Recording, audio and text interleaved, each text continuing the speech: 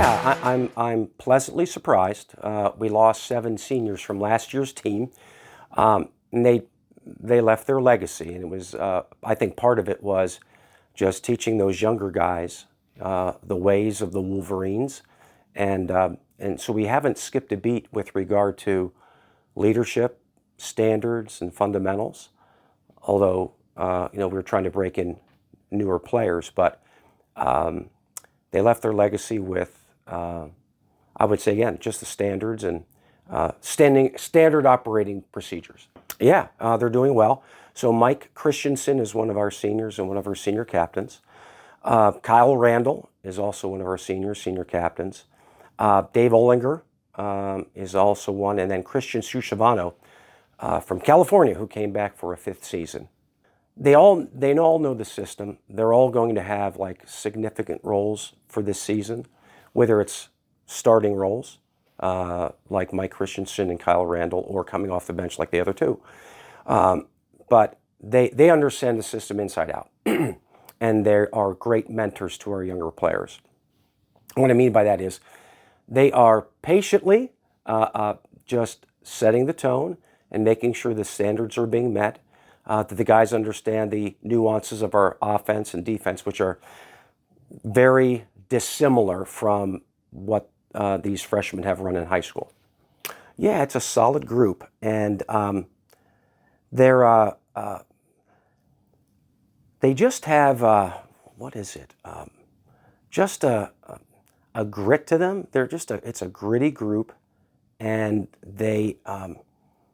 they're playing their roles. Again, there may be some starters there. There may be some guys coming off the bench, but it's a good group. Probably the one that's going to get the most playing time would be Owen Wolf. And Owen, the first 2 years, didn't get much playing time, but was patient. And we were patient with him. He was patient with us. And he finally broke into the lineup this year, and looks like he'll be backing up Austin Johncourt.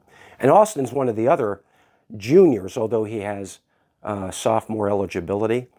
And Austin is maybe the player that has made the most improvement over the summer. And he came off the bench last year, but has solidified his starting role as the starting power forward at the 5 position. So he grew another inch. He's about 6'9" now, and that's legit. He thinks he's 6'10", but I'm not buying it. Yeah, Caleb Haller is going to, he was in and out of the lineup all last year. And he's one of those guys that, he's not going to score a lot, but he's like the oil in a machine. Like, he just makes it run smoothly because his timing is really good. He can play multiple positions. He does the little things really, really well. And passes, he'll hit the open man. And sometimes he'll forego maybe a okay shot to get us a great shot. Just a coach's son, just typical for a player like that.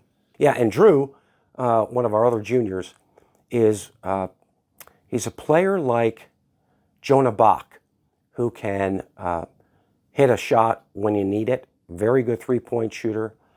And he is, again, one of those specialists, but he's also broadened his game, and now he has abilities to drive to the hole. He has an inside game now that we like to use with our guards, and he'll be playing one of the guard spots.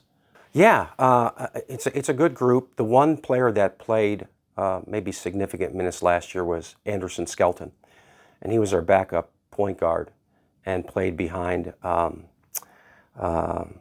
of the best players that we've ever had here. So, but he's not playing the point guard anymore. He's going to be playing in the the small forward position, the 3 position for us.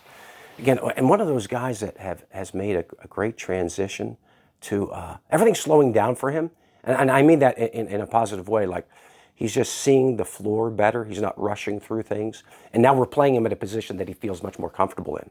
So Anderson's going to be just a significant contributor, whether he starts or not. He's going to be one of those guys that's going to be a key cog in the machine.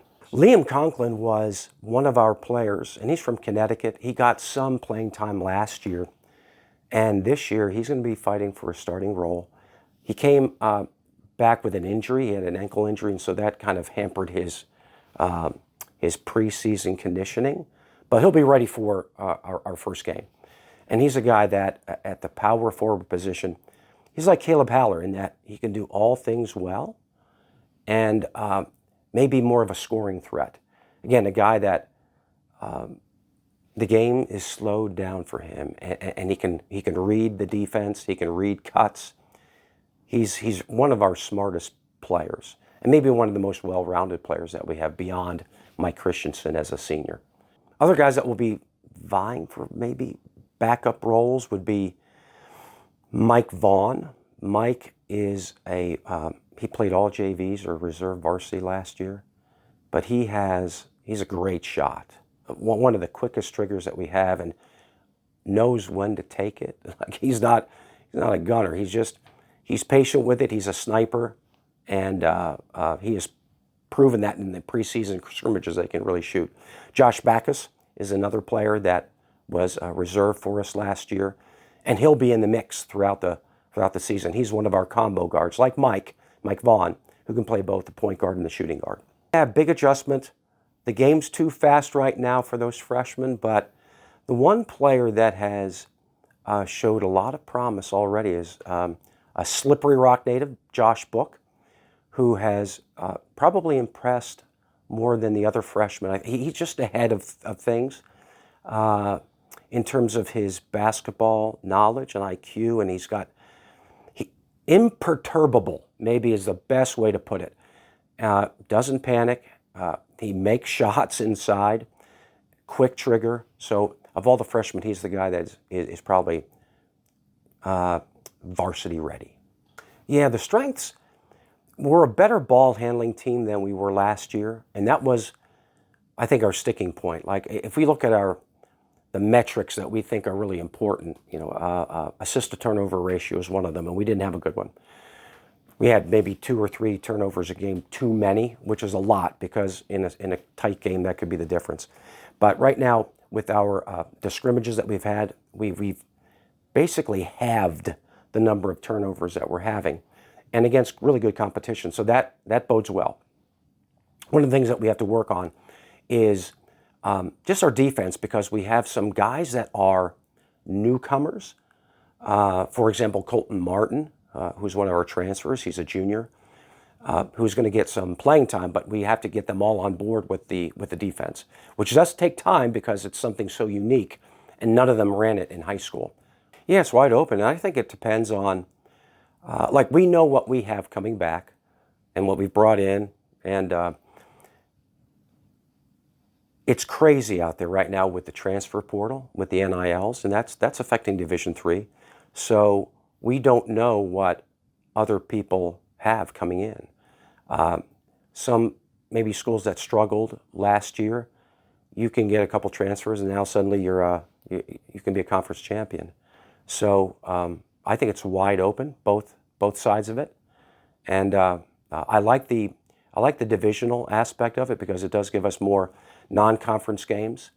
It allows us to maybe experiment a little bit more, and it frees us up, and this goes for all the schools, to prepare for conference play without having to dive right into it and in our second or third game have a conference game, which is really difficult.